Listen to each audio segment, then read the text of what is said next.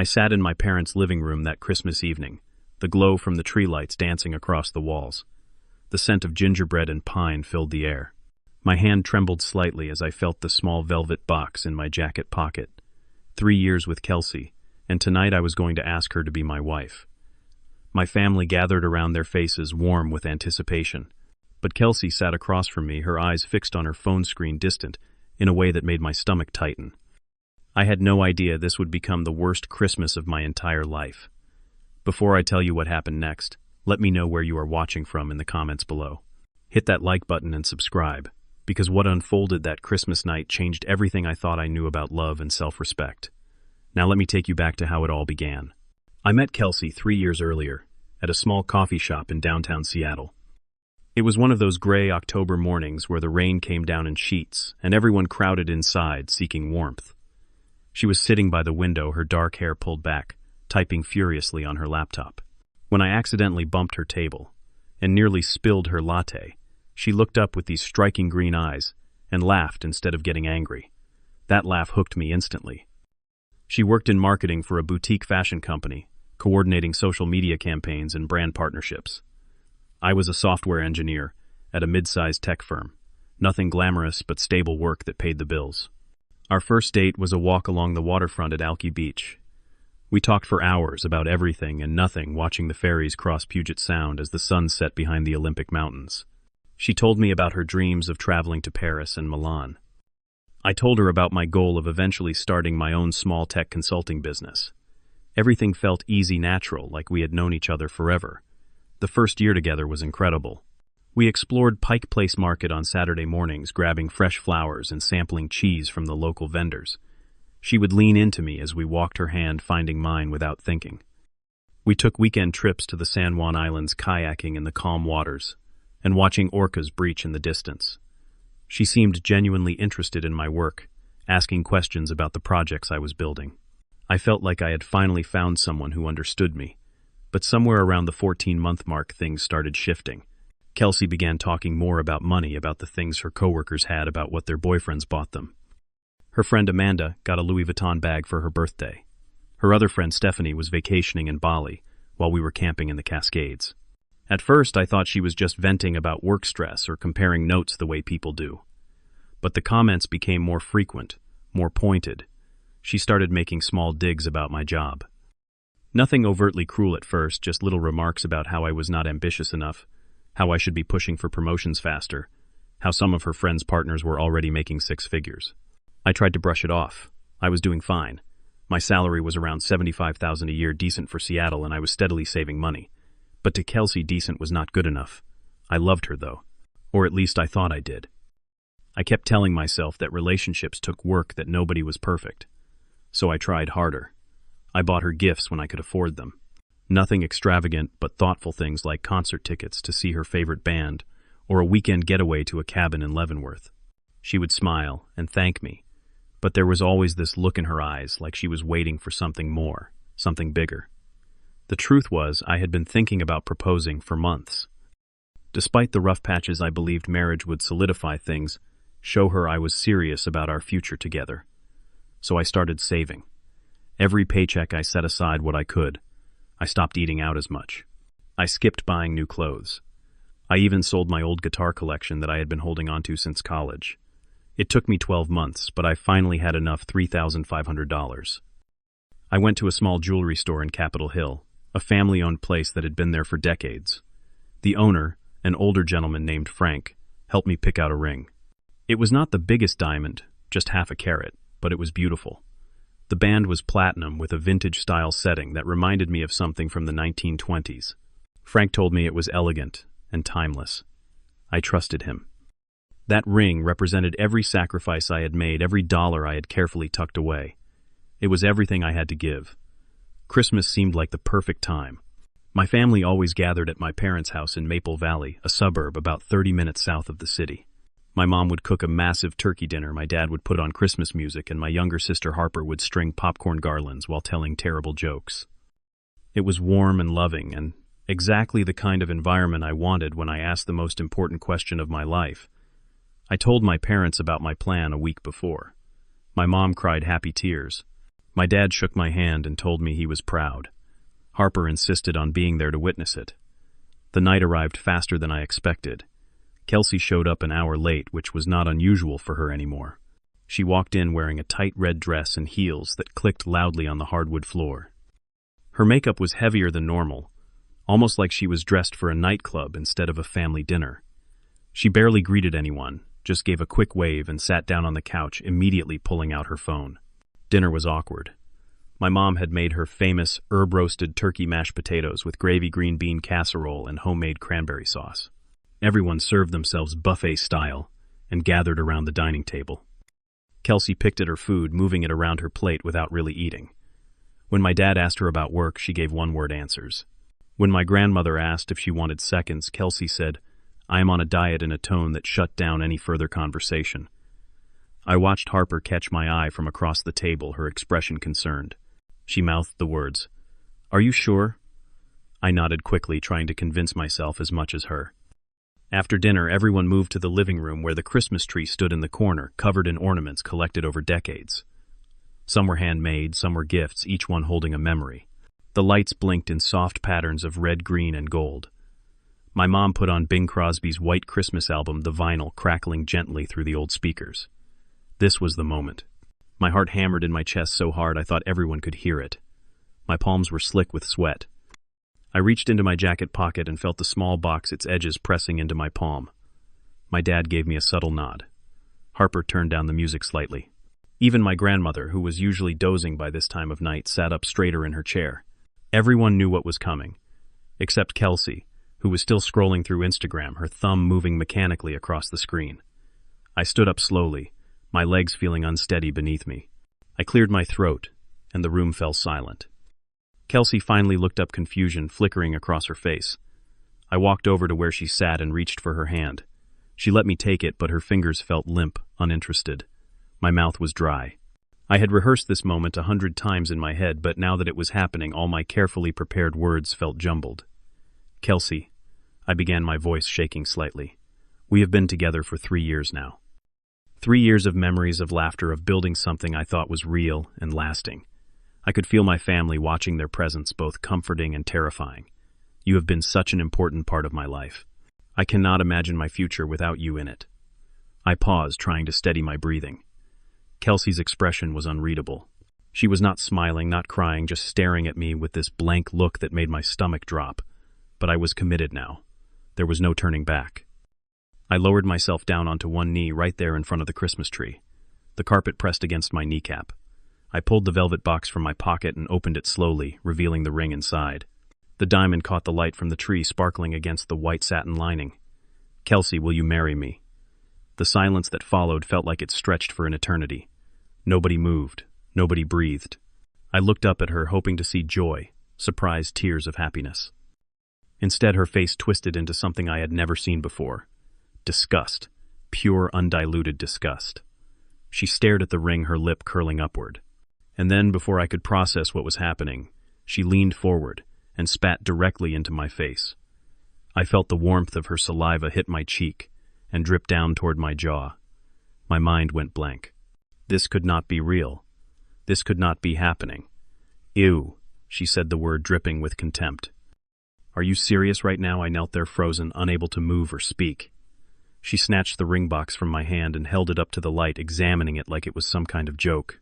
Then she laughed, a harsh, mocking sound that cut through the room. "This pathetic little thing," she said, her voice loud enough for everyone to hear. "You think I would say yes to this?" She turned the box over in her hands, shaking her head in disbelief. My family sat in stunned silence. I could see my mother's hand covering her mouth, my father's face turning red with anger, Harper's eyes wide with shock. 3 years, Kelsey continued, her voice rising. 3 years, and this is what you saved up for. My friend Amanda's boyfriend got her a 2-carat Tiffany ring. Tiffany. And you bring me this cheap piece of garbage. She threw the box onto the floor. It bounced once and landed near my grandmother's feet. The ring tumbled out onto the carpet. I was still on one knee, spit drying on my face, my entire body trembling.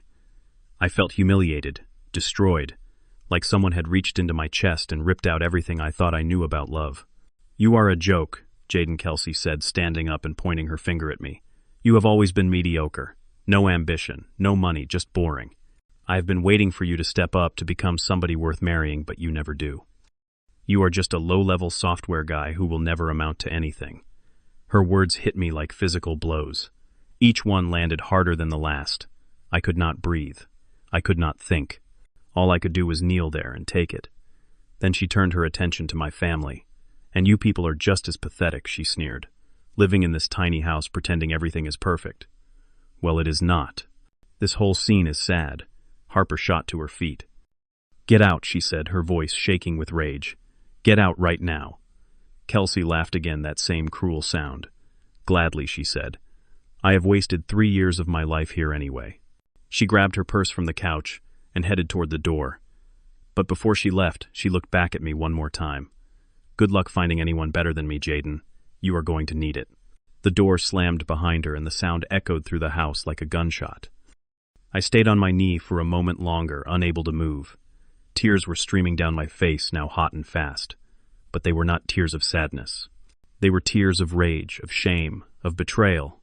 So deep I felt like I might never recover. My dad was the first to move. He walked over and placed his hand on my shoulder. "Stand up, son," he said quietly. I obeyed, my legs shaking so badly I thought I might collapse. My mom rushed over with a tissue and gently wiped the spit from my face, her own tears falling silently. Harper bent down and picked up the ring, placing it carefully back in the box before handing it to me. For a long moment nobody spoke. The Christmas music still played softly in the background, a stark contrast to the horror that had just unfolded. I looked at the ring in my hand, at the money and time and love I had poured into it, and I felt something shift inside me. The fog of shock began to lift, replaced by a clarity I had not felt in years. I was done. I wiped my face one more time and looked at my family. "I am going to fix this," I said. My voice was steady now, calm in a way that surprised even me. "What do you mean?" Harper asked. "I mean, I am done being treated like garbage," I said. "I am done letting her make me feel small." I grabbed my jacket and keys. My mom tried to stop me. "Jaden, maybe you should calm down first." "I am calm," I said. And I was. For the first time in 3 years, I felt completely, utterly calm. I drove to Kelsey's apartment, a place I had helped her move into 2 years ago.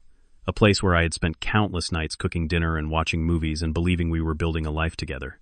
I parked outside and called her. She answered on the third ring. "What do you want?" she said, her voice flat. "I am outside," I said. "Come down." She hesitated, then hung up. 5 minutes later, she appeared in the doorway of her building, arms crossed. She looked annoyed, like I was inconveniencing her. I got out of the car and walked toward her, stopping a few feet away. "I just wanted to say one thing," I said. She rolled her eyes. "Make it quick." "You were right," I said. "I am mediocre. I work a normal job, make a normal salary, and try to build a normal real life.